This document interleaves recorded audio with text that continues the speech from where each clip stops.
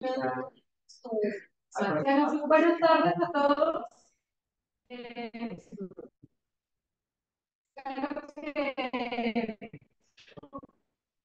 que estén a gusto, que estén cómodos. El día de hoy pues, tenemos aquí un tema muy importante que nos viene a presentar el doctor Jorge Daniel Corzo Pinedo, neonatólogo pediatra. Bienvenido. Un tema que es de mucha importancia para nosotros como pediatras, neonatólogos que estamos reunidos aquí, el diagnóstico temprano del síndrome de distrés respiratorio y dosis correcta de surfactante. ¿Okay? Bienvenido, doctor. Le voy a poner el micrófono. Estamos aquí presentes. Sí, de hecho, Bienvenido. me mandaron a echar la plática, y ya cualquier buena plática. Pues, pero bueno, buenas noches, mucho gusto en venir. Creo que tenía, la última vez que vine a dar una plática, fue un curso de recreación al hospital de Lins aquí de Reynosa, pero hace 8 años, pues, había gente que no andaba por aquí. Entonces ya tenía plato de no venir. Soy tanatólogo, tuve una maestría en ciencias médicas, trabajé en una terapia intensiva en el hospital de 5 años. Estoy jubilado de IMSS, me dedico a medicina privada, ¿no? Y todavía soy profesor universitario de curso de tecnología para una aquí en el 4 para residentes de neonatos, y en la raza ocasionalmente me llaman también con para como de neonatología, entonces, pues, vamos a comenzar con esto. Realmente el síndrome de dificultad respiratoria pues, es algo que todos conocemos, no es un padecimiento nuevo. El lío es que en cuanto al diagnóstico, pues todo el mundo piensa que ya tenemos todo esto ganado. Y realmente, ¿qué tan ciertas son las pruebas y por lo que tenemos nosotros para diagnosticar esto? Y esto es algo bien importante. Entonces, tradicionalmente, el síndrome de dificultad respiratoria, pues lo manejábamos independientemente del diagnóstico, y es un padecimiento que nos va a reflejar la inmadurez anatómica y funcional del aparato respiratorio. Ustedes saben que si el problema es prematuro, pues va a tener problemas generalizados de desarrollo, y aparte de esos problemas generalizados, va a tener también inmadurez, por una parte, de la producción de surfactante para conseguir dar la rica respiración y mantener el cambio de su adecuado. Y en segundo lugar, otra cosa que se nos olvida la mayor parte de nosotros es que el bebé prematuro nace y no tiene desarrollado bien a bien el sistema antioxidante. El hecho de que el bebé prematuro esté dentro del útero, está en un medio hipóxico, cuando nace y respira aire ambiente, este, este aire ambiente empieza a producir daño por radicales libres de oxígeno, aún sin tener VO2 elevado. Si nosotros al bebé que nace, en cuanto sale, le ponemos nosotros oxígeno libre, estamos dando oxígeno al 100%. Entonces, ya nada más ese daño normal de radicales libres de oxígeno, dado por otro problema que tiene el pulmón del bebé que acaba de nacer, es que, como todos sabemos, adentro del útero, pues el pulmón está lleno de líquido. Este líquido tiene, al nacer, tiene que ser expulsado con la primera respiración. Y estas primeras respiraciones generan presiones de 40 a 70 centímetros de agua. Entonces salen las respiraciones, el bebé le hace como el lobo, soplaré y soplaré para que se infle, y todo estaría bien si una vez que se infla hubiera surfactante, que en cuanto se infla el alveolo que está colapsado, entonces lo que empieza a hacer ya el alveolo es empezar a inflarse levemente con poca presión y regresar al volumen original. Si no hay surfactante, el bebé respira 40-70 centímetros de agua, se infla el alveolo, y lo que nos dice pues, es que el alveolo se colapsa. Pero el problema del colapso alveolar no para en que el alveolo, como la gente generalmente imagina, que lo que pasa es que cierre. El problema es más grave. El alveolo que se abre sin surfactante colapsa súbitamente, es un golpe, y la pared alveolar tiene menos de media milla. Entonces, cada vez que el niño respira de manera espontánea, rompe alveolos. Estos alveolos liberan líquido de edema, leucotrienos, citocinas, que empiezan a romper los alveolos que están alrededor y que inactivan la capa de surfactante. Y en cada respiro que dejamos al bebé nosotros dar de manera autónoma, el bebé se está dañando cada vez más, haciendo una reacción en cadena. Entonces, eso es lo que nos ocurre o las rectas, entonces no nada más es que el alveolo esté colapsado y que no haya intercambio. El alveolo va a abrirlo y va a estar rompiendo todos los alveolos que están dando. Ay, perdón, estoy familiarizando con todo remoto. Entonces, ¿qué va a pasar con la diferencia surfactante? Pues si es surfactante, pues no hay capacidad visual funcional y hay intercambio gaseoso. Y por último, pues si no lo tiene el desarrollo inducido de metastasis y de mejor intercambio gaseoso, además de todo el daño alveolar, el niño está activo. Entonces, ustedes tienen a prematuro respirando solo, pues va a llegar un momento en que de los 10 millones de alveolos como que nació, que si era pues, de 30 semanas, se van a quedar muchísimos menos millones de alveolos mientras más tardemos nosotros en dar manejo inicial con este. Ahora, ¿qué es lo que va a pasar con esto? Pues tenemos varias pruebas. Creo que todos nosotros las pruebas para determinar si hay madurez o hay producción de surfactante, algunos los ha visto en la clínica, en la realidad. Yo tampoco, como es general, nada más veía que había quien hacía relaciones y tienes hipoterina, y decía, oh, algún día la veré, y sigo sin haberla visto. Entonces me imagino que muchos de sensibilidad de relaciones y tienes hemoglobina tiene una sensibilidad de 91 con una sensibilidad de 79%, pero se requiere equipo para llevarla a cabo.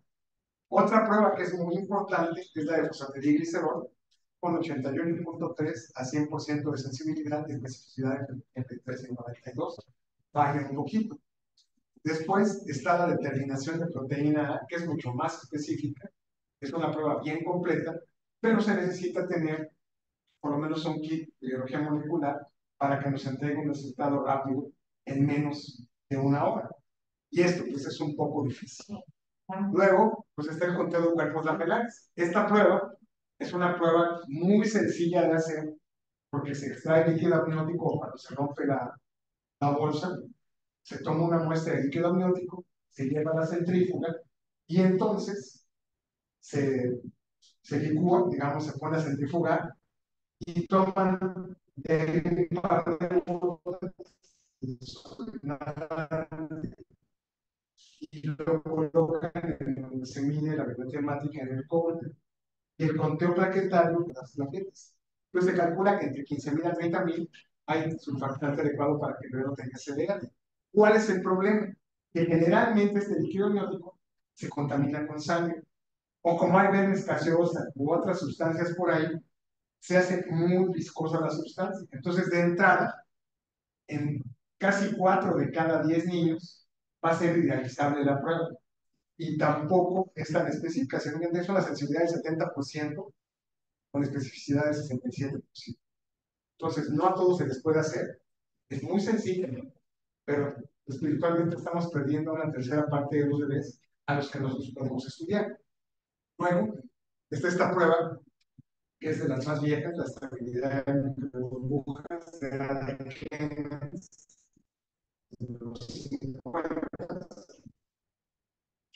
y vean, 71 contra 75%. Y por último, hay una prueba de absorción surfactante.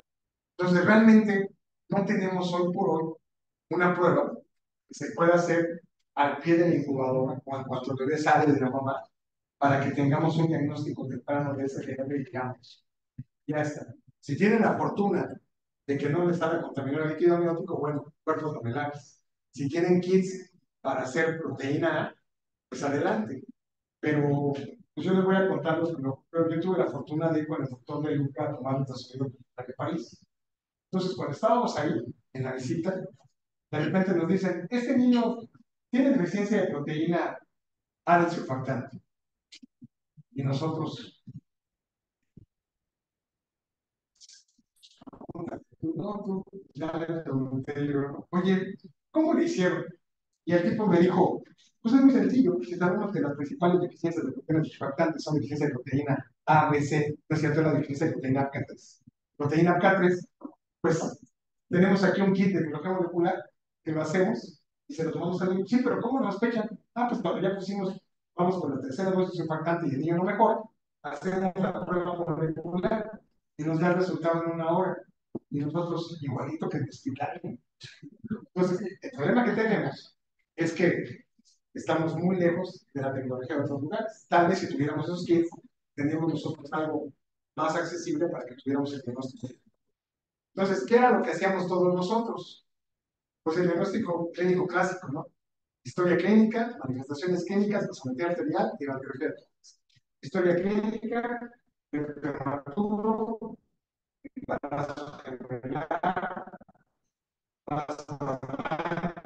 sexo masculino, diabetes mellitus gestacional, que los avisaba como cambio de estado. En segundo lugar, manifestaciones químicas. Uno ve que nace bien, va acentuando mayor necesidad de oxígeno, la de ventilación, y a ese niño que decíamos, pues tiene eso. A tal grado llegó que para los que hayan leído el Gomela, desde el Gomela de 1992, decía que los norteamericanos estaban utilizando únicamente que temperaturas mayor o igual al 30% para considerar SDR sin tomar radiografía ni tomar la gasometría. Luego, una gasometría arterial con glucemia, hipercambio y la placa de tórax. Entonces, para aquellos que nos tocó manejar las placas de tórax, pues se acuerdan que había una clasificación radiológica, que eran 4 etapas según la producción y gravedad de los cambios. Y el problema de esto es que había una alta tasa de diagnósticos o tardíos, de un 62 a un 77%. Esto, aunado a que a DCNT de 2021. La guía de práctica clínica para manejo de síndrome respiratorio en el cuerpo. Son guías de CNT. La guía, pues si pueden tener acceso a ella, vale la pena. Y en la guía, pues, si ustedes ven el algoritmo mexicano, no pide una radiografía para considerar SDR ni una gasometría. ¿Por qué? Porque partimos del principio en el que aquí tienen hospitales de tercer nivel o son segundo nivel de atención. Segundo, bueno, yo toda mi vida estuve en un hospital de tercer nivel de atención y se supone que es tercer nivel de atención de lunes a viernes en turno matutino. Pasa a ser segundo nivel de atención en las tardes y se vuelve urgencias y puesto de socorros en las noches y fines de semana. Entonces, ni hay placa de rayos X, ni hay gasometría, ni nada. Si el niño está mal, no podemos dejar 12 horas al niño respirando solo para tomar una conducta terapéutica adecuada. Entonces, ese es el problema que tenemos nosotros. En nuestro país hay mucho diagnóstico erróneo. Y la otra cosa, pues, es que le estamos dando exposición a radiaciones ionizantes. ¿Cuántas radiologías en promedio le tomamos a un bebé con SDR le tomamos actualmente? Y es de 800 gramos, se puede tener que ver por lo menos se lleva 60 radiografías a la baja, cualquier que se esté dando en el hospital, más la colocación de catéteres, más que no haya una complicación, más que no sospechemos un neumotórax o alguna otra cosa. Entonces, esto es lo que tenemos con la radiografía. Y el diagnóstico actual pues, va a consistir en un tratamiento temprano desde el inicio, considerarse como si va a nacer requerimiento de oxígeno temprano con surfactante y el ultrasonido. A lo mejor hay gente que diga, bueno, es que el requerimiento de oxígeno no tengo con oxígeno al 30%. Yo creo que puedo aguantarme. ¿Con cuánto ponen surfactante ustedes actualmente? ¿Qué FIO2 fabrica? De todas maneras, les van a invitar a la cena.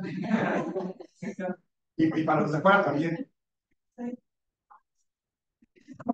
¿Alguien me dice? No,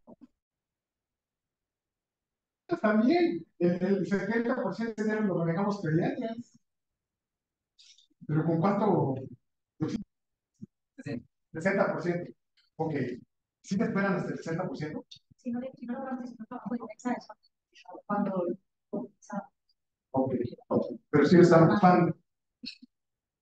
Bueno, entonces aquí vamos a hablar de esto más adelante. Luego, el rescate temprano. Más o menos a qué edad postnatal, en horas o en minutos, están aplicando su surfactante. Sí, debiera ser, digo. Haciendo, haciendo. Bueno, o sea, esto del haciendo, doctor, hubo una corriente hace unos 10 años, yo creo que ya se abandonó en la que decía que teníamos que poner esos factores de así. Y la prioridad de los hematólogos y los pediatras era aplicar el surfactante por salvavidas. Y resulta que dejábamos de estabilizarlos con poner surfactante y se clavaban más los niños. Entonces, a partir de ahí, se dijo que el surfactante profiláctico lo íbamos a dejar para después y se iba a aplicar únicamente en niños incubados que requerían medicación de nacimiento o en bebés manejados con CEPAP que tuvieran los 30 minutos de vida con una presión inspirada de oxígeno mayor o igual al 30%. Entonces, esto fue lo que se quedó. Y el ultrasonido pulmonar. ¿Están aquí el ultrasonido pulmonar ustedes? ¿No? Nadie. El ultrasonido pulmonar hace el ultrasonido transfrontalera.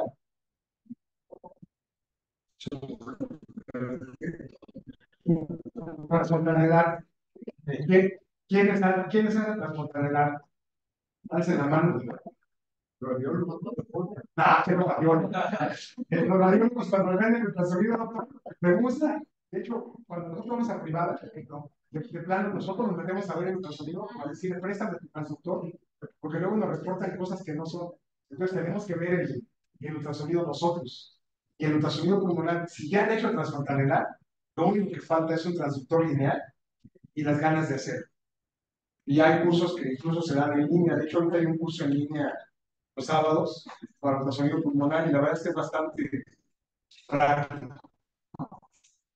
Entonces, bueno, eso es lo que tenemos.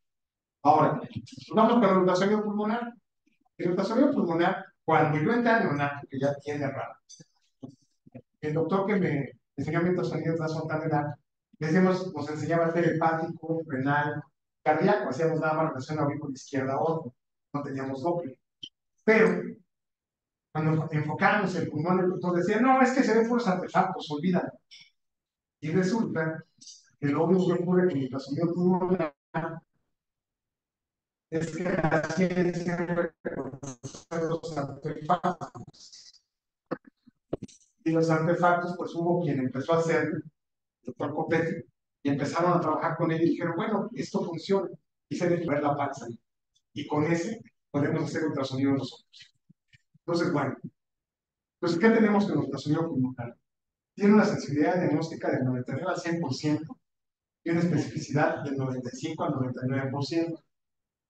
¿Qué otra ventaja nos da el ultrasonido?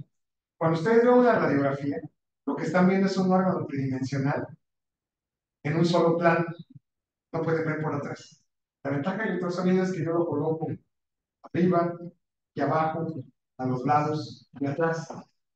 Tengo 6 cortes pulmonares que me dan una visión más parecida a lo tridimensional y que me lo está dando en tiempo real y que ustedes van a tener el resultado en menos de 5 minutos. Esa es la ventaja del ultrasonido pulmonar. Todavía, doctor, hay un caso legal importante, porque sea los radiólogos, porque si a usted se le ocurre como neonatólogo hacer un ultrasonido pulmonar en un hospital privado, el pleito es que, ¿quién lo va a comprar? Lo tiene que comprar X, pero si tú no lo hiciste y no lo sabes hacer, no, pero el aparato es mío. Entonces es un caos, pero lo que tenemos que hacer los neonatólogos es hacerlo, defendir una junta médica y decir, bueno, aquí está, y no podemos cobrar por él. A lo mejor en algún momento que se arregle el problema de esto, pues se va a arreglar, ¿verdad? Bien. Entonces, ¿qué es lo que buscamos en el ultrasonido pulmonar? Ustedes han visto a Batman, ¿no? Entonces, lo que buscamos es el signo de murciélago. Cuando nosotros vemos la pleura, nosotros tenemos que ver las alas del murciélago y la cabeza del murciélago. Esto es lo que vamos a ver nosotros cuando estemos haciendo un ultrasonido. Entonces, las alas representan las costillas y el cuerpo va a representar la línea pleural. Entonces, aquí, pues no parece tanto un murciélago, esto es la línea pleural. Se ve aquí un círculo, una elipse negra y aquí otra. Pues esta es la costilla y la línea pleural. La línea pleural es blanca, nítida, y debe de correr de un lado a otro. Cuando ustedes la ven, se ve cómo se está deslizando la línea pleural de un lado a otro. Se ve así como se desliza. Y en otro corte, lo que ustedes ven, si tomo un corte posterior, es esto. la costilla, un ala de murciélago, otra ala de murciélago. La ventaja de hacer esto es que con que ustedes pongan las rotaduras hacia donde debe de ir y coloquen el ultrasonido, está más preocupado uno viendo dónde lo voy a poner en la costilla de rotatura, que cuando uno voltea a ver la pantalla y dice, ay, güey, si ya aquí está el sitio del murciélago. Y partiendo de eso, lo único que tienen que hacer es empezar a avanzar. De hecho, hay hospitales pequeños en la República donde la terapia intensiva hace su maquita y compran los ultrasonidos portátiles lineales. Hay unos ultrasonidos que valen 40, 50 mil pesos y entre todo el staff de la terapia intensiva lo compran y están practicando. Lo que se necesita hacer es un curso de 8 horas en ultrasonido y están practicando diario. Yo sé que es bastante sencillo y se puede hacer. ¿Qué es lo que vamos a ver? Para este es el puntaje internacional. Entonces tenemos primero, en este que ustedes ven aquí, se ve la línea pleural. Si se fijan, aquí hay unas líneas que están aquí. Esas líneas que son paralelas son reflejo del diafragma de la pleura. Y estas son líneas A. Este es un pulmón normal en la idea. El puntaje de uno, si se fijan, esta pleura se ve un poquito más engrosada. Y se ven líneas que vienen del fondo hacia arriba. Este es el puntaje de uno. Se considera el puntaje de uno que tenga entre cada espacio intercostal, 1, 2, más de 3 líneas, para que se vea esto así de grueso. Eso es una unión de un chorro de líneas. Luego está el puntaje 2, que esto es lo que veíamos nosotros como imagen en vídeo esmerado. Entonces, en el puntaje 2, la línea pleural está aquí, se ve como burbujeante. Y esto ya se ve como un patrón empatizado. Y en este, que es el puntaje 3, si se fijan, la línea pleural se ve como con mordidas. Esas mordidas son condensación de que se está afectando de manera más grave la pleura. Estos son los cortes que tomamos, superior, anterior y los laterales. Entonces, con eso, nosotros tenemos ya qué es lo que se va a hacer. Y está la descripción, la tenemos en español. Si ustedes se meten a los paneles de neonatología en internet, hay un panel de neonatología de ultrasonido pulmonar que trae las imágenes.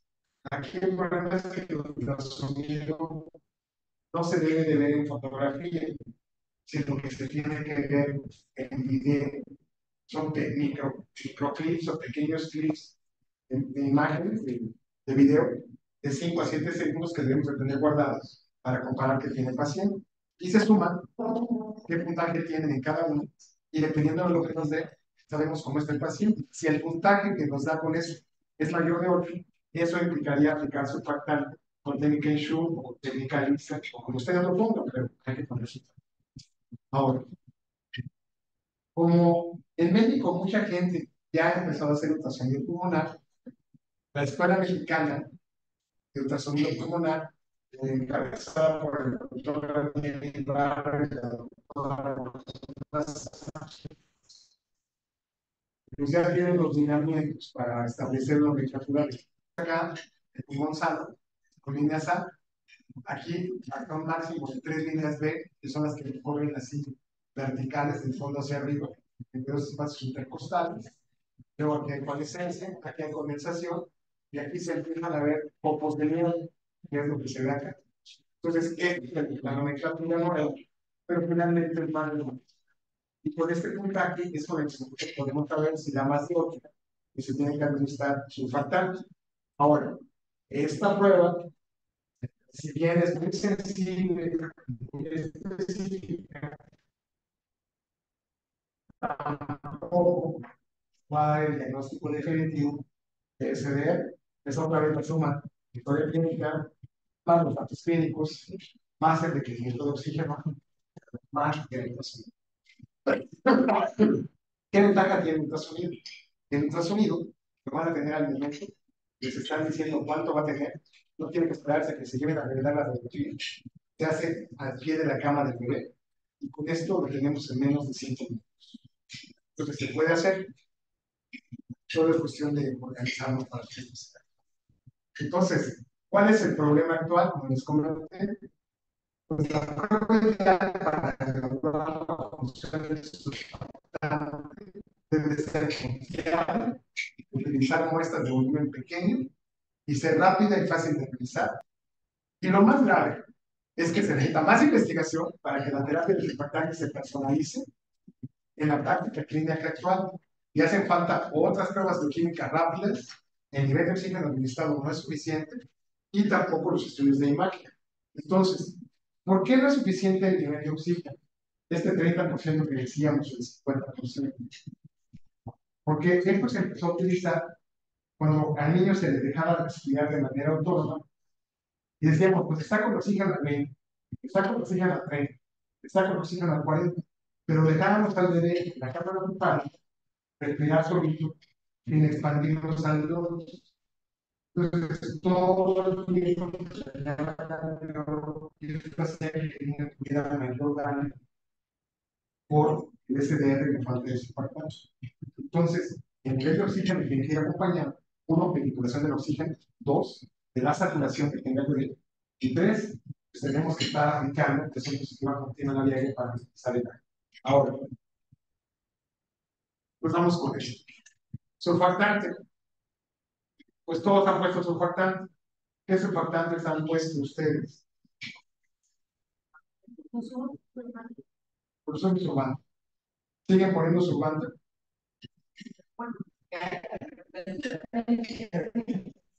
¿Cómo? Es que sí, les digo, no les llega, por último, que les llega su parte. ¿No?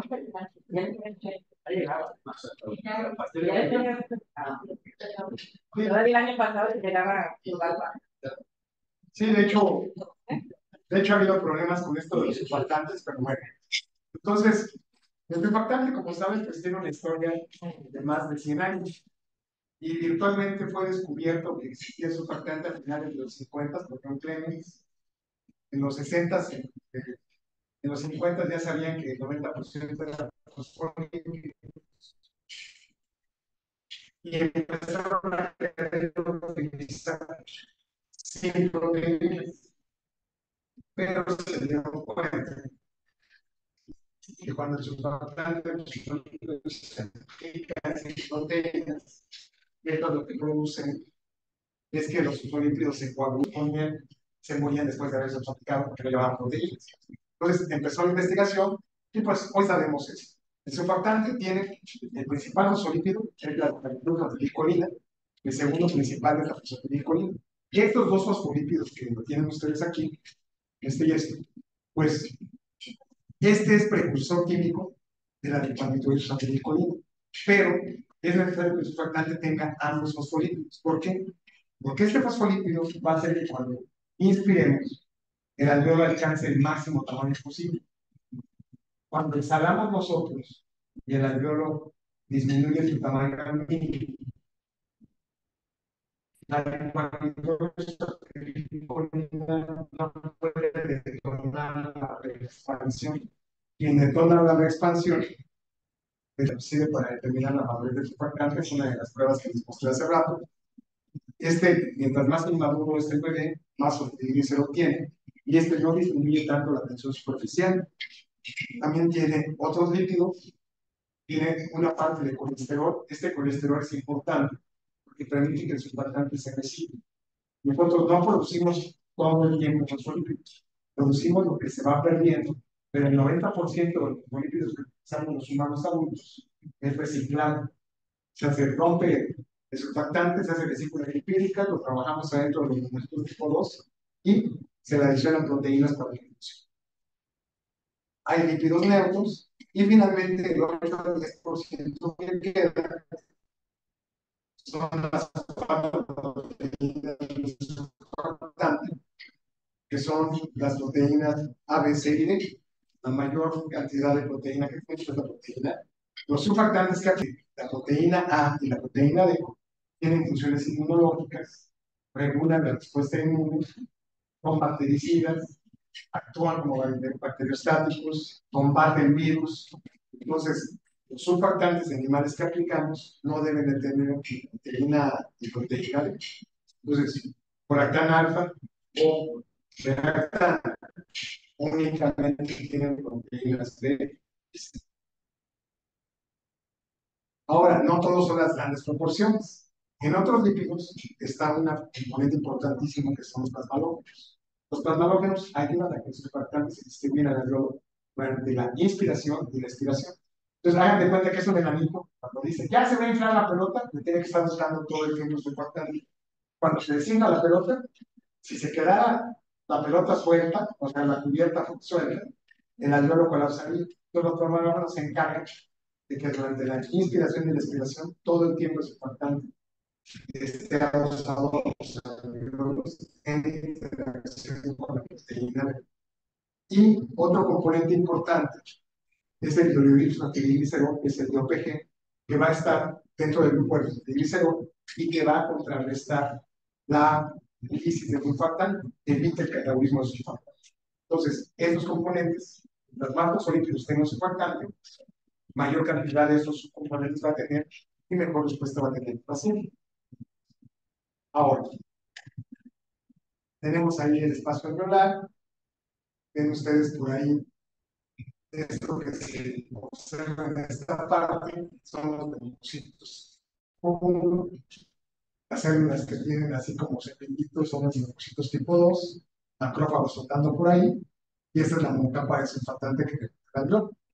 Vamos a hacer un recorte de la monocapa de surfactante, y el surfactante tradicionalmente nos lo enseñaron como un sándwich, donde se ven alfineritos que tienen el punto lipofílico para una parte y el punto hidrofílico para otra. Entonces, en realidad no está así. Es una mezcla interesante, un revoltijo, en donde tenemos las 4 proteínas, tenemos la capa multicapa y las que se encargan de que todo el tiempo esté recubriendo.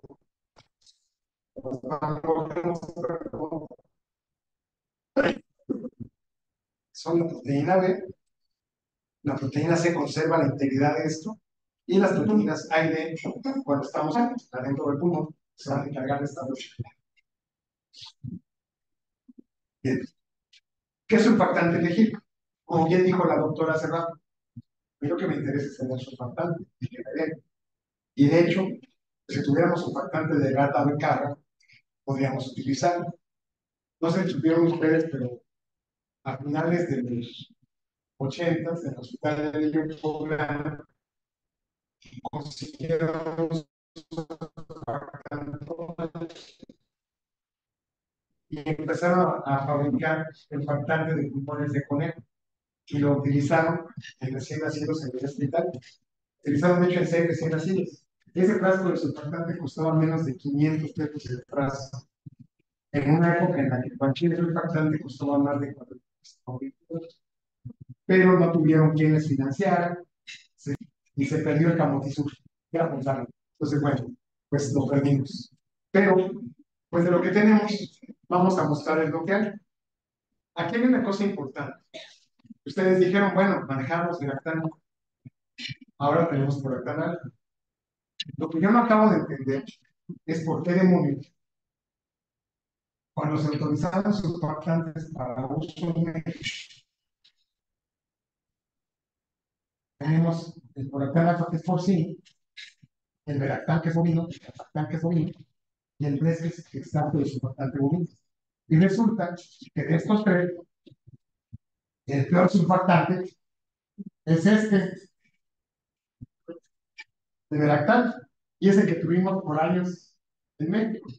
Entonces, ¿por qué digo que es el peor? Bueno, van a ver ustedes por qué. Si nos vamos a los fosfolípidos, la concentración de fosfolípidos, mientras mayor sea, mejor se va a distribuir. Entonces, tenemos que Poractán alfa tiene 80 mililitros contra 25 de Viractán, 35. Importante, la lipaminturiosa pilicolina, que les dije que era importante para la expansión, y el más tiene es Poractán alfa. Y si se fijan las proteínas, ninguna se le acerca a que tiene Poractán alfa. Y estas 2 proteínas son las que se encargan de que haya rápida distribución en unión con los plasmados. Entonces, los fosfolípidos contienen 2% de plasmado. Si ustedes multiplican, el 2% de 80 es 1.6 miligramos, o sea, casi nada. Pero multipliquen 25 o sea, no les da nada. Entonces, realmente tiene muchísimos menos plasmalógenos. Y también, si nos vamos al DOPG, el 9% de la fosfatiliglicerol, si el 9% de 8 son 7.2 miligramos. el 9% de 7.2, sería 0.8 miligramos de surfactante, o sea, sería 0.0 algo menos. Entonces, realmente, quien más tiene componentes que ayudan a que el surfactante funcione es por el plátano. Ahora, ¿qué otra cosa tenemos? Hay una correlación directa entre el contenido de proteína B y la distribución de surfactante a nivel alveolar. Y estas lo que van a hacer es que proporcionan a los fosfolípidos del surfactante la capacidad de absorberse y distribuirse de forma rápida y eficiente. Y también son fundamentales para la transferencia de fosfolípidos a la interfase y formar una capa densa en la interfase aire. Perdón, es una forma. Ahora, Peractal cuenta con una viscosidad 8 veces mayor que Bless. Y es muy importante que el surfactante tenga baja viscosidad. ¿Por qué? Porque en la interfaz aire líquido está la monocapa multicapa, tiene que formar algo que se llama mielina tubular. Y la mielina tubular con alta viscosidad no se forma. Tiene que ser con viscosidad baja. Y hasta el momento, por Peractal alfa cuenta con mayor contenido de plasmalógenos, que baja la viscosidad, tiene mayor rendimiento y eficiencia, y otros surfactantes disponibles. Ahora, ya les demostré yo que los surfactantes varían en la concentración de los sólidos en las proteínas. Hay que tomar en cuenta que el volumen de la vía aérea del prematuro es un volumen muy pequeño. Esto hace que tengamos problemas cuando nosotros aplicamos el surfactante. Una época, lo que decían los que estaban en aquel momento era, bueno, de un golpe, y se los ponían de un golpe a través de 800 gramos, y se volvía un buen surfactante. Entonces me les tocó con Belactán también, que proponerles 4 mililitros por kilo, y ellos tenían cualquier cantidad de huracán las veces pasó. Pues bueno, era porque eran 4 mililitros por kilo, y esto hacía que se inundara. Otro problema que tenemos, que debemos de considerar, son, en primer lugar, ¿cuánto surfactante voy a necesitar yo para reemplazar el surfactante que el niño perdió por respiración autónoma, por daño por radicales libres de oxígeno y porque no pudo expandir los pulmones y todavía tenía líquido para él? Entonces, esto es bien importante. Además de cuánto se requiere para disminuir la tensión superficial. Luego, la cantidad para contrarrestar la inhibición por el líquido de edema y la inflamación que tiene el bebé al nacer producto de su respiración espontánea. Y por último, ¿a cuánto quiero aumentar yo la reserva de surfactante que tiene el bebé? Entonces, digamos, ¿alguien sabe o recuerda de cuánto es la cantidad de surfactante por kilo de miligramos que tiene un bebé de término?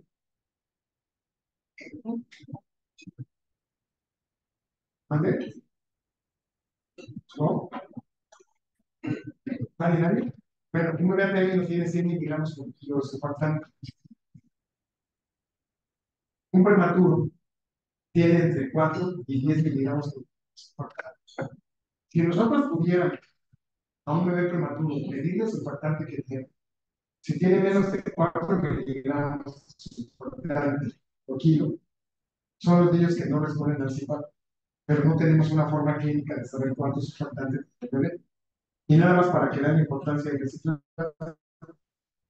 Si un prematuro tiene 4 a 10 y un materno tiene 100 miligramos por kilo, ¿cuánto tendrá de surfactante un adulto? Un adulto sano, que no fume, que haga deporte, que vive en un lugar de calefacción. ¿Alguien se acuerda?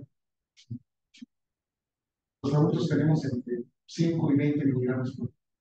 ¿Por qué? Porque nosotros nuestros alveolos están secos, ya se expandieron y lo único que tienen que hacer es eso. En el bebé que nace, a término, pues tiene que expandir, tiene que llegar fuerte, sacar el líquido, desperdiciar surfactante y perder una buena cantidad. Entonces, un bebé prematuro, la dosis de 100 miligramos que se utilizaban antiguamente, era porque sabíamos que el bebé a término 100 miligramos por kilo. Decían, pues 100 son suficientes, pero se dieron cuenta, conforme fueron avanzando los estudios, que 100 miligramos por kilo no bastaba y que tenía que aumentarse la dosis, porque el bebé prematuro iba a necesitar surfactante para desperdiciar. Si el bebé no desperdiciaba, es un prematuro que no está adaptado para vivir del medio externo, pues iban a necesitar mayor cantidad de surfactante. Entonces ahí empezaron a estudiar a ver qué pasaba con eso. Entonces, las diferentes concentraciones de fosfolípidos que tiene el surfactante van a tener un diferente impacto en la distribución. Cuanto mayor sea la diferencia que hay en concentración entre el volumen surfactante que tenemos y la cantidad de miligramos surfactante que tiene la superficie alveolar, mejor va a ser la distribución. Entonces, viene otra pregunta. ¿Cuánto surfactante el área de intercambio gaseoso? ¿No? Bueno, más fácil. Vamos primero con el área de intercambio gaseoso. El área de intercambio gaseoso en un bebé de 1 kilo, ¿de cuánto es? ¿No? Si nosotros pudiéramos tomar todos los alveolos y estirarlos, unidos, daría 1 metro cuadrado de superficie corporal. O sea, es más grande que el computador en la que está el bebé. Entonces, un adulto de 70 kilos tiene 70 metros cuadrados. O sea, es una superficie respiratoria de tamaño de una cancha de tenis. Entonces, la superficie respiratoria de alguien que tiene una adecuada capa de surfactante debe tener 1 miligramo cada centímetro cuadrado. Entonces, la diferencia va a hacerse en los miligramos que yo ambiente en el módulo de surfactante para distribuir. Y la fuerza impulsora de esto es la diferencia en la concentración. ¿Se acuerdan aquellos que pusieron surfactante hace años que nos decían, no, es que lo pones, le tienes que poner una cuarta parte volteándolo para un lado, entenderíamos. Luego una cuarta parte en semifoil. Luego dice un Padre Nuestro, te persinas, ¿no? Estás al otro lado y lo mismo, ¿no? Bueno, resulta que pues esto no se tiene que hacer porque la pura concentración va a hacer que el surfactante se distribuya. Entonces, esto va a estar aquí así. Tenemos nosotros, por ejemplo, lo que ocurre cuando aplicamos Coractan alfa. Tenemos un bolo con 80 miligramos y la capa que está aquí debiera tener 1 miligramo por mililitro. Entonces, mientras mayor sea el gradiente, más rápida va a ser la distribución de estos fosfolípidos en la capa. Si yo tengo, por ejemplo, 27 miligramos por mililitro, que es lo que tiene BLES, pues vemos que la diferencia aquí es de 27 contra 1 contra 80 contra 1. Esto va a distribuirse muchísimo mejor que esta cosa. Y desde luego, si Veractán tiene 25 por mililitro, pues va a ser mucho mejor que entonces esto tenemos. La dosis, el volumen administrado, pues ya dijimos que la vía ya se puede tapar. Es uno de los principales sustos de los que trabajaban con los surfactantes cuando comenzó esto de usar surfactantes exógenos fue en el 80. Pues todos los estudios multicéntricos 80 y 90 se persinaban porque ponían el surfactante y como no sabían cuánto ponerles, había niños que hacían hipoxia, hipercapnia, había niños que de plano se morían fuentes de surfactante o hasta que se morían al aplicar. ¿Por qué? Porque no sabíamos bien a bien cómo ponerlo hace más de 40 años. Hoy ya se sabe cómo. Entonces, vamos con las comparaciones. Si yo tomo por alfa lo puedo manejar, perdón, a dosis de 200 miligramos inicial o de 100 miligramos subsecuente por kilo, que serían 2.5 mililitros o 1.25 mililitros subsecuente. Calfactar es una dosis de 105 miligramos de dosis por kilo, que serían 3 mililitros. Con Veractal son 100 miligramos por kilo por 4 mililitros y 3 son 135 miligramos por 5. Pero, ojo, les todavía se usa en toda Canadá porque tiene mucha proteína B y C que hace que se distribuya rápidamente, cosa que no tiene Veractal.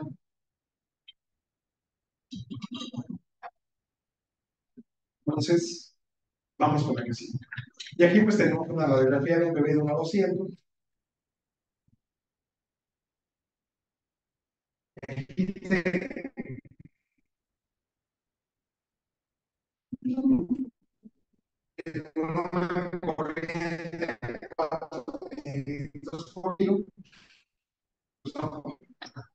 si se lo diera al máximo, que son 6 mililitros por kilo, ahí está. Ese sería mi volumen corriente. O sea, esto es lo que va a entrar en cada respiro. Entonces, yo le pongo por actán alfa 200 por kilo, pues voy a tener una dosis de 3 mililitros que ni siquiera cubre el total de la vía aérea. No estoy llenando de agua ese niño. Si me quisiera yo poner 200 miligramos por kilo de Veractán, sobrepaso bastante lo que es el volumen corriente. Si le pusiera 200 miligramos por kilo de calfactán, pues ya les digo, son 12 mililitros. Totalmente para encharcar al bebé que se los ahogue, pues la pone de surfactante. Por eso hay que poner el surfactante en alícuotas, aún esto. Entonces, bueno, vimos así. Ahora, las dos de la ya se las son 200 miligramos por kilo, con hasta dos dosis adicionales de 100 miligramos por kilo cada una, para los 12 meses. Menor volumen de surfactante mejora la tolerabilidad, disminuye potencialmente la constitución de la vida. Vamos a ver tapones. Uno de los mayores accidentes iniciales es que se anda en las paredes. Es lo que ahora, al tener menor incidencia por cánula, es mejor tolerado y facilita la administración. Por eso manejamos alícuotas. Volúmenes pequeños minimizan el riesgo de obstrucción de la vía aérea, así como el intercambio de las. Pues esto lo evitamos utilizando volumen. Para la segunda vez, surfactante. Veractán, cada cuánto lo ponía. Si había que poner una segunda dosis.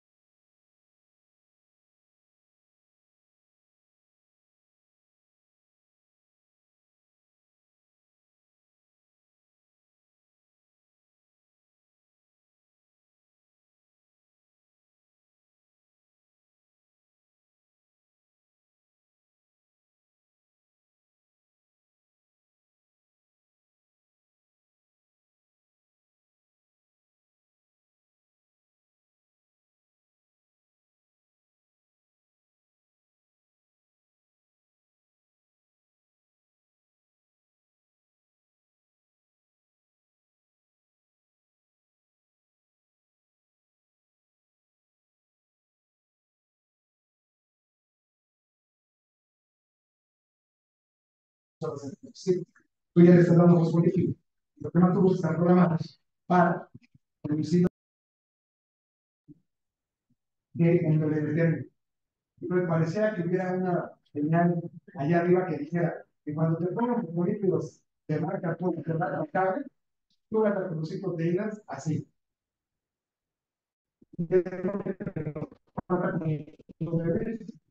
Las proteínas que tienen surfactante funcionan para las primeras 6 a 8 horas. Y ya después, el bebé está con sus propias proteínas, ya no da surfactante. Entonces, esto es bien claro.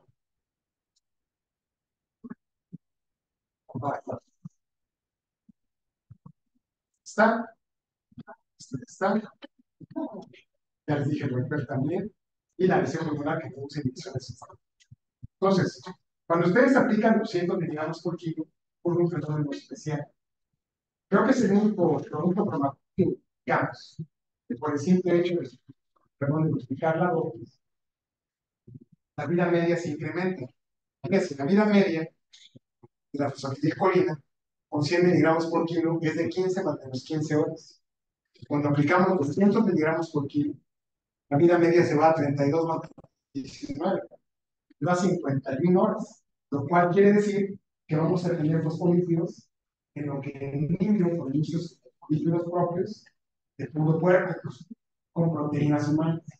Y esto es lo que nos va a ayudar a que nuestro paciente tenga una mejoría sostenible. Ahora, si manejamos la dosis a 200, ya no me funciona el.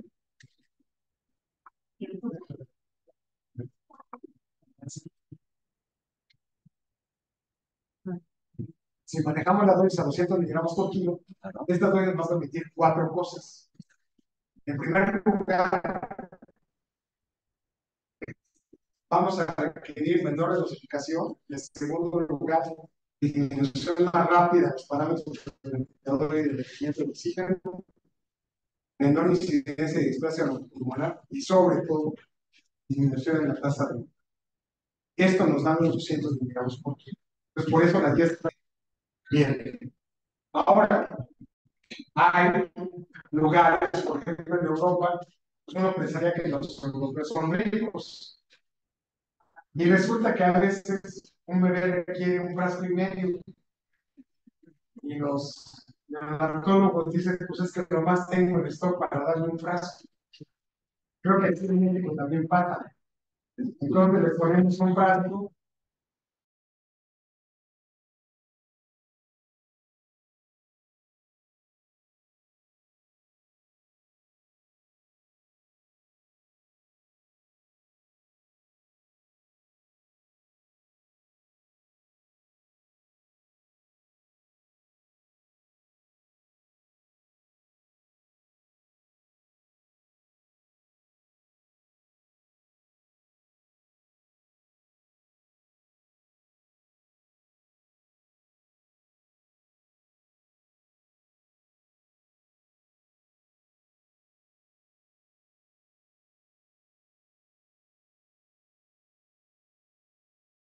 Segunda dosis. En comparación con los sobretratados, son los que recibían la dosis.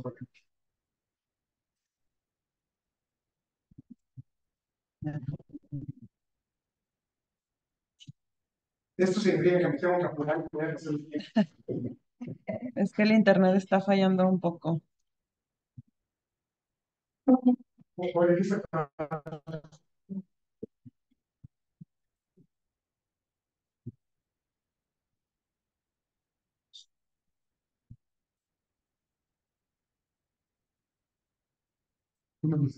Chido.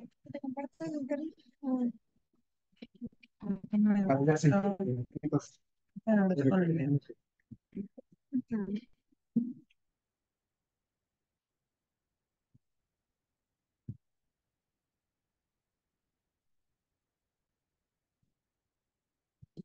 Sí, adelante, doctor.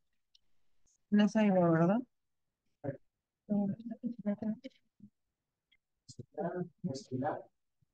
En una revisión del año pasado, compararon la dosis de Bractan con 100 con el de reproducción con Bractan a 500.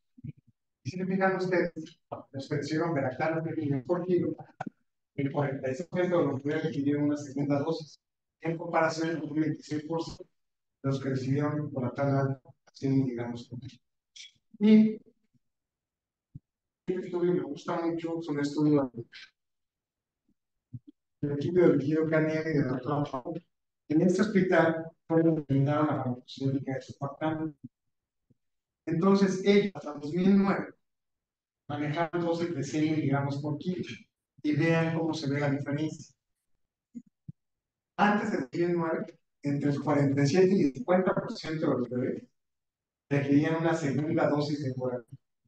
En cuanto ven el estudio proporcional, ven que 200 son 100%. Ellos dan el salto cuántico a partir de 2010. Dicen, vamos a dar 200. Y vean cómo después de 2010, entre el 14 y el 18% de los bebés requerían una segunda dosis más importante, comparado con el 50%. Cuando manejaban 100 miligramos por kilo, nos da una cierta ventaja de carga. Y el efecto de la mortalidad en un estudio clásico, pues vemos que si comparamos Lactana alfa 200 o Lactana 100 o Lactana 100 por kilo, esta mortalidad disminuye de manera abismal. De hecho, no hay diferencia en mortalidad cuando manejamos el Lactana alfa o Lactana a 100 miligramos por kilo, pero sí la hay por Lactana. Y luego, pues, protocolos de protección pulmonar que ustedes conocen, que están en la guía de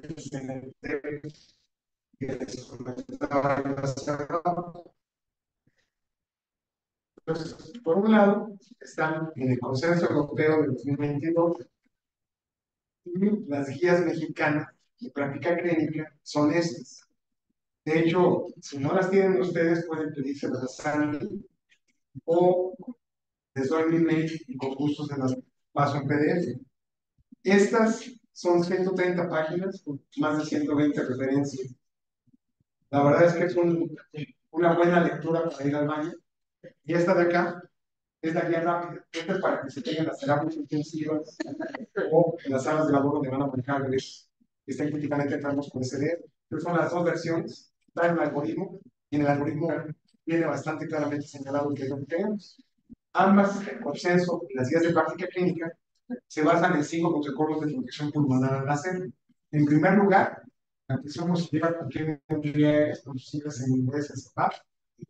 En segundo lugar, el manejo cuidadoso de la presión inspirada del oxígeno. En tercer lugar, el surfactante como terapia biológica de síndrome respiratorio. En cuarto lugar, el tratamiento temprano con el cafeína. Y en quinto lugar, evitar la intubación e inicio de la ventilación mecánica hasta donde sea posible. Esos 5 son los protocolos de protección que tenemos que cumplir. Ahora, protocolos, rápidamente, ¿por qué CIPAP? Ya saben las siglas en inglés. Hay que existir las enfermeras que es CIPAP. Pero nos dicen, ya le puso el CIPAP, ¿no? ¿Qué pasa aquí? Sí. Les decimos, no, porque no tomo Pepsi, no pongan el CIPAP. Ya te las dan así, pero es lo que nos ocurre.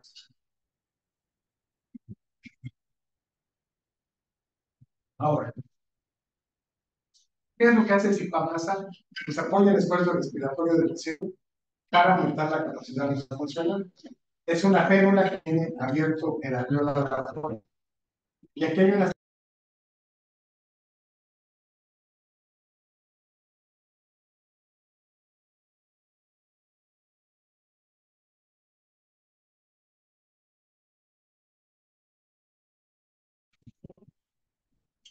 se la misma expandida. Entonces, esa ventaja nos da nosotros el CIPAP. Ahora nos están saboteando. El internet, doctor, no sé si, porque yo veo yo que sí. Ah, no, yo. Oh, yo creo que ya estamos de nuevo. ¿Sí? Listo, adelante, doctor. Quería que vieran estos videos que vienen a continuación, pero a ver si no me van. Ahí está. Este video, en la parte superior, son alveolos de puerquito. En la parte superior están los alveolos con CIPAP. Y aquí están alveolos con ventilación convencional. Vean cómo estos están rositas y se aumentan levemente. Y vean cómo aquí se expande y colapsa. ¿Me lo puede repetir este video? Claro. Pues aquí ven, están rositas. Aquí vean como expansión, colapso. Expansión, colapso. Y este colapso, al final, dispara. Es el atetroma que rompe los alveolos, aunque utilicemos un peso adecuado. Hay que tener cuidado con eso. Por eso se recomienda utilizar la ventilación por garantizado. Falta que sigue, entonces. En la que sigue, pues vamos a ver con la que sigue, la diapositiva que sigue. Vamos a ver cómo es la onda del CPAP, es una onda continua, sin picos, y vean lo que pasa con la onda de ventilación. Me pasa la que sigue, doctor. Y en la que viene, vean primero, ve que está con CPAP, cómo se ve el pulmón roster, respirando. Vean, que está en CPAP. Y vean lo que ocurre cuando yo lo intubo. Cuando lo intubo,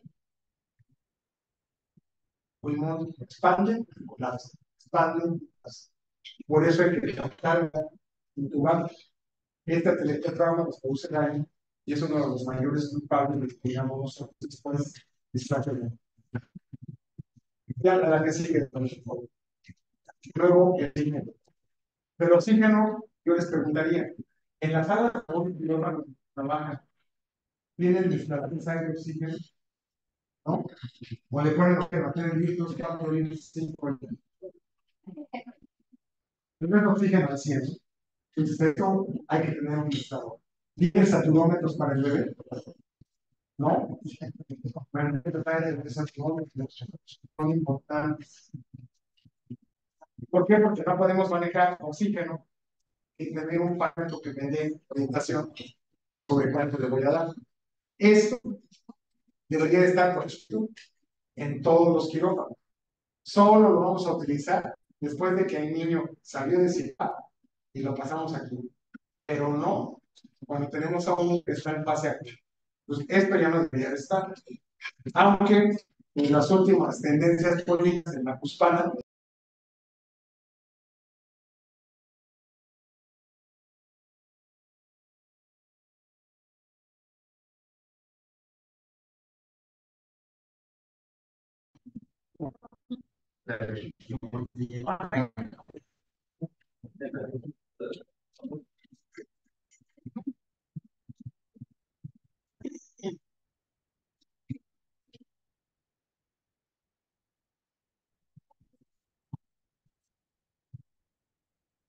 Adelante, doctor.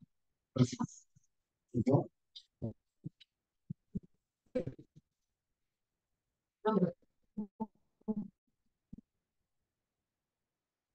Está. Ahí. Cuando el bebé tenga menos de 28, vamos a manejar de 2 al 30%. Es vital tener el blender. Cuando tenga entre 28 y 32 semanas, podemos darle de 21 a 30. Ya lo que decía la doctora, podemos comenzar a 30, pero posteriormente. Y si es mayor de 32 semanas, pues le ponemos oxígeno al aire libre. ¿No? Siempre debe de haber. Segundo, los ajustes en base a oximetría. Y por último, hay que educar a todos los demonios que tengan a su alrededor. Porque un prematuro va a saturar mientras más único sea. Y habitualmente la saturación por arriba de 80, 5 minutos en de 2 semanas. Entonces, muchas veces estamos nosotros reanimando, está la mamá oyendo, está el anestesiólogo, y a veces se está con la cámara y se nos hacen 10 minutos. Pues no, hay que decirle, por favor, señorita, va a tardar en adaptarse. Entonces hay que educar a todo nuestro personal para que no estén diciendo, ponte el día para el momento que estamos trabajando, echándonos tierra con respecto a lo que queremos, ¿vale? Grabando todo, ¿no? Es decir, esto hay que tomarlo en cuenta. Entonces hay que educar a todos nuestro personal. ¿Qué otra cosa? ¿Por qué las guías de práctica clínica y por qué soy muy insistente en hacerlos al 30%?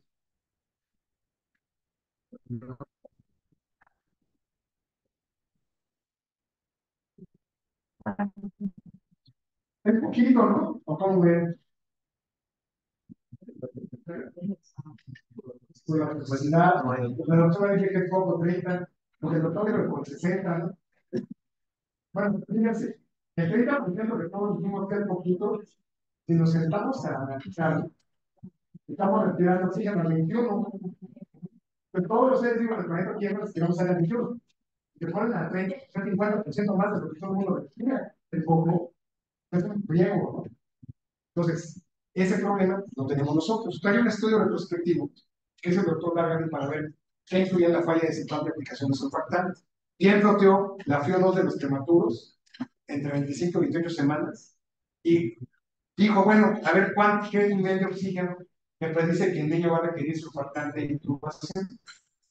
En su estudio retrospectivo, él me contó desde el 21 hasta el 50 y encontró que el punto de mayor predicción era la FIO2 al 30%.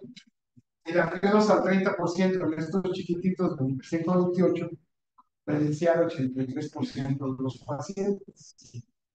Cuando nos íbamos con pacientes entre 29 y 32 semanas, volvió a utilizar el 30% y encontró que era capaz de predecir a un 77% de los bebés. O sea, finalmente, 8 de cada 10 que iban a requerir su no nada más que el estudio fue retrospectivo. Y ya saben que en la neonatología el PDT con destemor para el retrospectivo no tiene validez. Hay que hacer retrospectivo. Entonces, en la red polaca de terapia intensiva de la doctora Luczynska hizo un estudio, otra vez en bebés pequeñitos, de 2 semanas, y volvió a rodear ella, y encontró que una FIO2 del 29% predecía a 7 de cada 10 bebés que iban a tener falleces. Retrospectivo. Bueno, después de eso, el Consejo Europeo de 2022 dice, puede ser que los bebés más pequeños tenemos que utilizar medicamentos mucho menores para provocar su patán. Y entonces, la doctora de Orfu hizo este estudio, la red italiana de terapia, volvió a bloquear y del norte encuentra un punto de corte con oxígeno mayor al 23%. Y dice que en bebés de 24 a 31 semanas, la PO2 al 23%, encuentra al 84% de los bebés que van a requerir su pasante que tienen fallas. Entonces, bueno, el 23, pues ahí sí es muy poquito, no es del 30.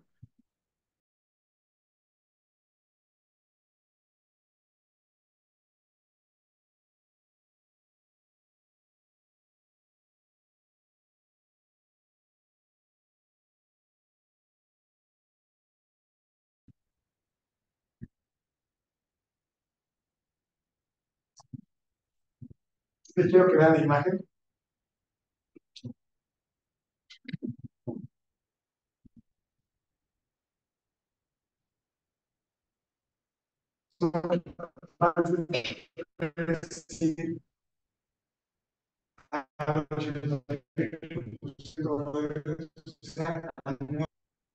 Entre 5 semanas y 33.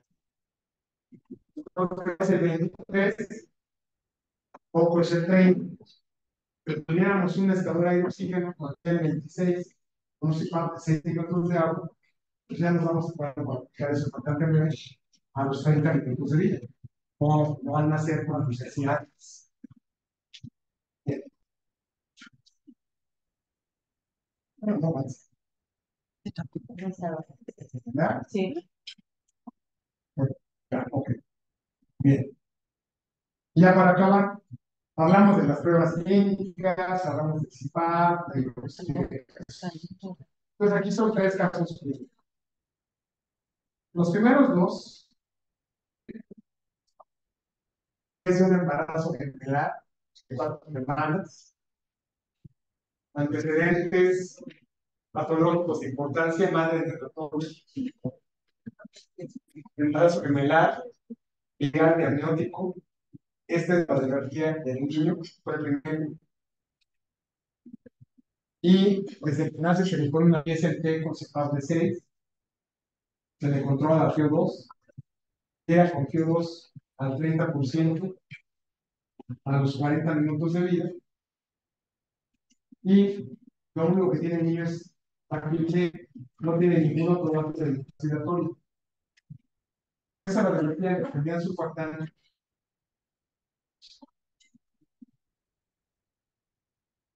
masculino, 40 minutos de vida, femenina, CEPAP de FIO2 al 30.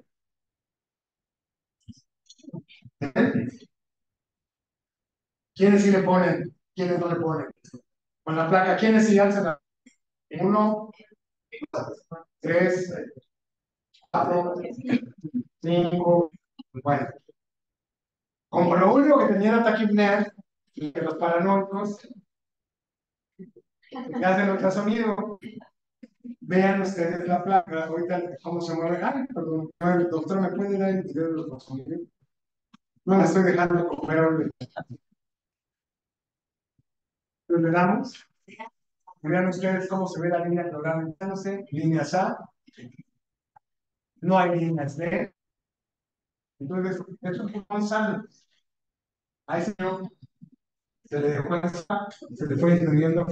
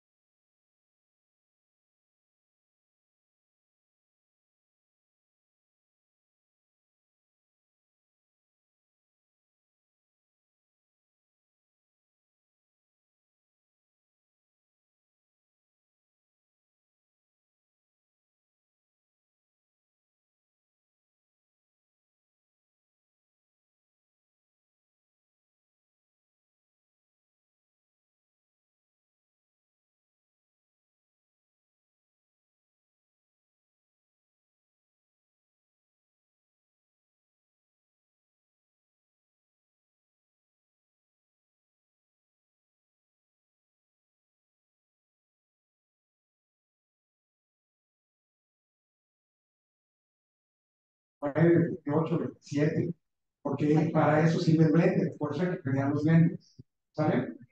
Entonces, no sé si tengan alguna duda o comentario.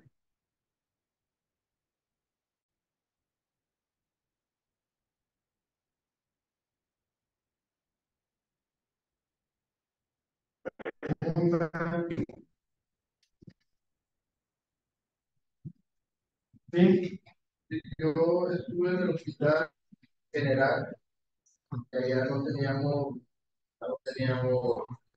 algunos protectores profesionales, ¿Qué pasó?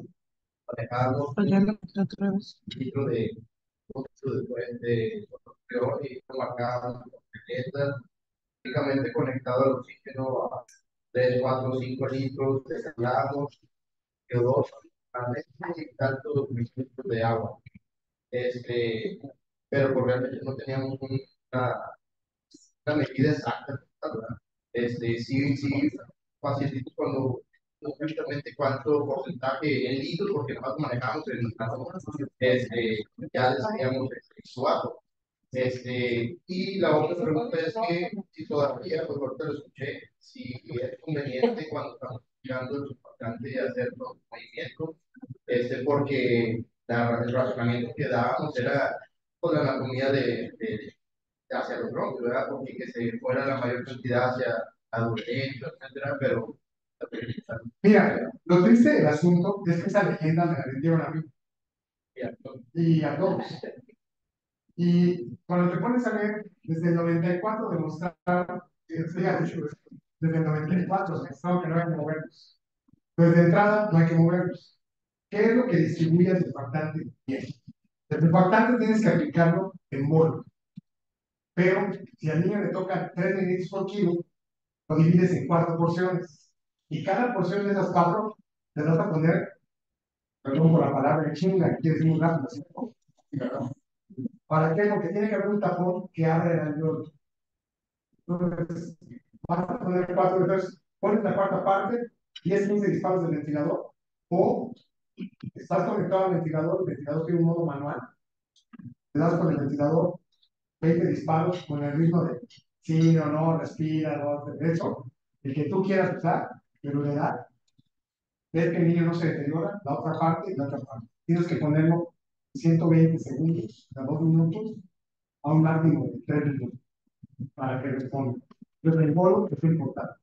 Un rato es importante, mientras mayor concentración tengas de importante, mejor se va a distribuir. Y es lo que tienes que hacer. Y para que se distribuya, tienes que utilizar un test de serie. Porque, por ejemplo, les cuento, cuando yo entré a la Biblia de la neonatología, yo decía que era el libro del maestro. Ahora que ya pasó el tiempo, yo digo que era el libro del maestro Pedro. Era un libro amarillo, no lo conocido. ¿El de Jason? Está en el caso, porque. Porque sí, sí, sí, porque era lo que decía Jason. Presiones de 14 centímetros de agua. Yo 2 al 40%. P de 0 a 2, o sea, para que se te todo el tiempo. 20 disparos por minuto. Decía, entonces, pues tú veías el libro de caso y veías lo que estaban haciendo los griegos, que fue lo que me pasó a mí de residente de neonato. Yo decía, esto no puede ser, ¿no? Y yo me acuerdo que en una guardia, bastante calificación, me dejaron manejar un bebé, le puse catéteres, estaba en el acné del SDR, no es importante, y empecé, cuando lo entregué, estaba con tiempo expiratorio, decía que tiempo expiratorio de punto 4 a punto 7, porque venían, ¿no? Entonces yo manejé con tiempo expiratorio de punto 3, lo entregué con 60 disparos, con presiones de 26 sobre 6, oxigenando al 94%, con gasometrías normoxénicas, CO2 entre 40 y 45, o sea, bastante bien el CO2.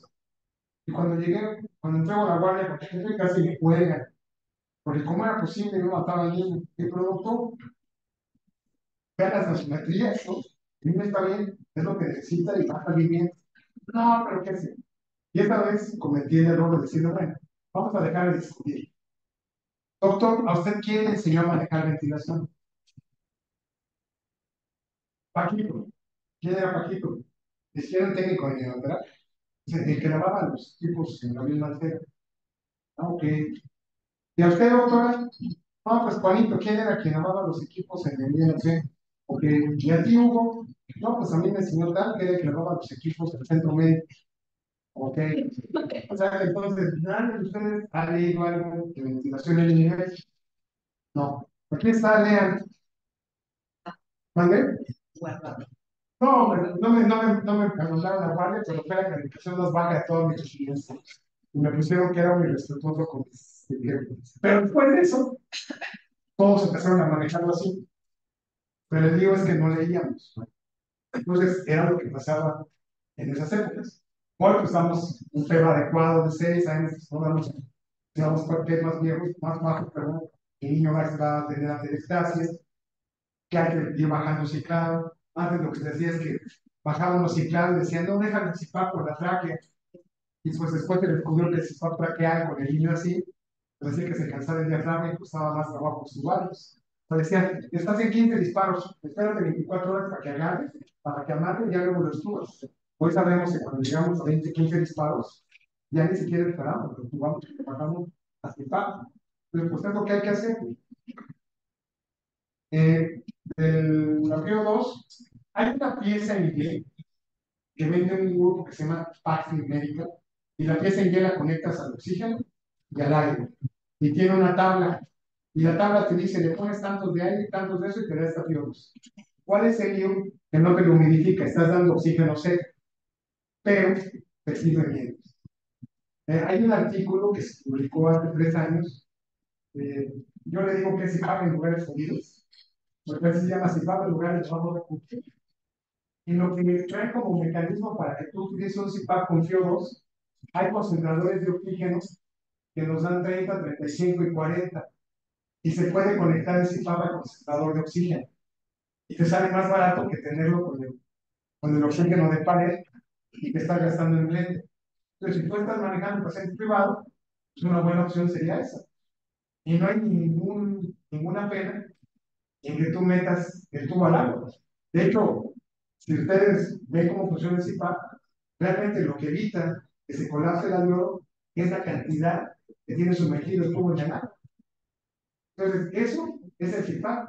Lo único que hacen los aparatos modernos es que pueden tener un mecanismo en donde están regulando que el aire no salga todo, o tienen aquí una valvulita que mantiene el CPAP todo el tiempo. Entonces, el CPAP puede ser cualquiera. El CPAP ese de la botellita, ese CPAP dice que tiene fibra asemeja la respiración de alta frecuencia, que esa vibración aumenta el movimiento bronquial. Lo único que hay que tener cuidado es que no se vaya tú hasta abajo, porque sobre el izquierdo son neumotores, marcas planas, pero puedes usar la de Parque, y tengo la pieza en 10 debe costar como 200 pesos, más barato que un lente.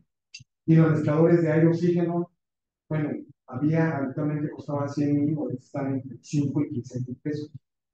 Lo que ocurre es que falta voluntad política para hacerlo. Pero ya muchos de esos aparatos tienen clave de responsabilidad y se piden, pero se tienen que sustituir. Nada más que el problema es que hay que estar dejando las orejas a los jefes. Sí, pues es la verdad. Es la verdad. ¿Alguna la pregunta? Sí. Marco teórico. Si aquí no tenemos ninguno de los recursos, ¿cierto? Casi primitivos. Si no hay eso, lo único que hay es la crítica. Y si usamos eso, usamos surfactantes y que no estaba indicado qué puede. O sea, mira, si tú no tienes nada, puedes tener una pieza de té.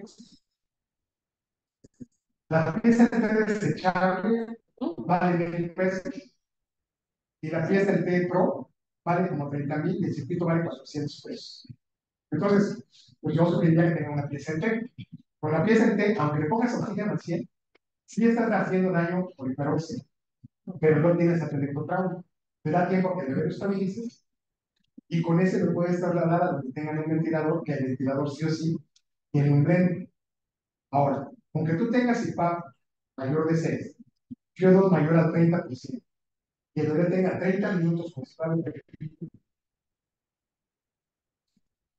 si no puede trabajar